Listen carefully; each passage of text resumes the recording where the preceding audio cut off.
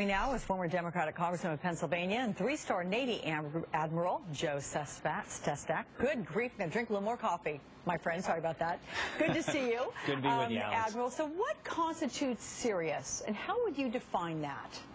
Well, I think what it is that they have to come to the table and understand that our red line is that they cannot have the capability to pursue a nuclear weapon, and that they have to be able to just negotiate on that area, that they're willing to take their nuclear reactor capability that they're pursuing and ensure that it remains civilian, and all their enrichment for that civilian reactor will have to be done out of the country, and that what will come back can be used for medicinal as well as civilian reactor.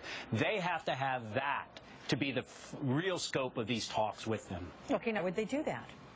Well, I think they're thinking very seriously of why to do that, because of the economic sanctions that are multilateral and are working. They're not perfect, and I can't tell you that they will bring them about to the final resolution of stopping their nuclear weapons program. But their real, their currency, along with their employment, is out of sight because so many are unemployed in the middle class, those that have the most heft. I think that you're going to see, as this continues, where they can't even sell their oil around the world because no ship of their own maritime industry can get any insurance from Lloyd's of London, for example, to pull into any port around the world, and nobody's letting them in, that at the end of their own presidential elections in June, where they have their own internal strife, much like our presidential elections, where things sometimes don't happen until after that election has occurred, you will see them with more, I think more effort coming to negotiations with the United States. I can't tell you, though, we're going to be successful. I was going to say, tell me what you think is more likely, holding direct talks with Iran or some sort of a direct military strike on Iran's nuke plants. Yes, you're kind of asking me, sort of like when I proposed to my wife, Alex. I thought she was going to say yes, but she said no. But I kept at it. Yeah, okay. And we persisted, and something came about. I think it's more likely they'll be successful.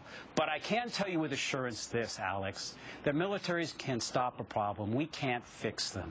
That the best military assessment, that if we were to strike Iran, and we should never take the military option off the table if we consider the benefits are worth the cost, we could at best slow their program for 4 years, and it would take hundreds upon hundreds of aircraft sorties to beat down their surface-to-air missiles to get to those deeply buried targets. We can't destroy them completely, but we can stymie it. In the time, they can lay thousands of mines in the Straits of Hormuz to where oil from the energy center of the world comes from, with missiles that can rain down on Israel. That's why wise heads need to prevail. Anyone who doesn't think we should not be trying to bring about a more peaceful resolution to this, with economic sanctions that hurt, in a multinational effort, really hasn't thought through the cost and the benefits of this strike.